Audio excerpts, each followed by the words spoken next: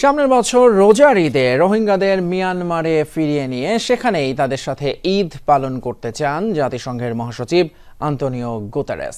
আর সেই সময়ের মধ্যে তাদের ফেরাতে অঙ্গীকার করেন প্রধান উপদেষ্টা ডক্টর মোহাম্মদ ইউনূসও। লক্ষাধিক রোহিঙ্গার সাথে ইফতারে অংশ নিয়ে আশ্বাস দেন জাতিসংঘের প্রধান এবং বাংলাদেশ সরকার প্রধান। দিনভর রোহিঙ্গাদের সাথে কাটিয়ে শিশুদের কাছ থেকে তাদের সাথে ঘটে যাওয়া গণহত্যার বিবরণ শোনেন জাতিসংঘের মহাসচিব। বলেন, আন্তর্জাতিক দাতা গোষ্ঠীর অর্থ বরাদ্দ কমে গেলে রোহিঙ্গাদের জীবন মান উন্নয়ন ঝুঁকির মধ্যে পড়বে। কক্সবাজার থেকে মনিরুল ইসলামের রিপোর্ট, ক্যামেরায় ছিলেন সাজ্জাদ হোসেন শাকিল। পৃথিবীর কোনো বিশ্বনেতা এর আগে এমন আয়োজনে অংশ নেননি। একসাথে প্রায় 1 লাখ রোহিঙ্গার জমায়েত, সবাই এই জায়গায় এক হয়েছেন উখিয়ার বিভিন্ন ক্যাম্প থেকে। উদ্দেশ্য একসাথে ইফতার। আয়োজনের দাওয়াত দিয়েছেন প্রধান উপদেষ্টা ডক্টর মোহাম্মদ ইউনূস, যেখানে প্রধান অতিথি জাতিসংঘ মহাসচিব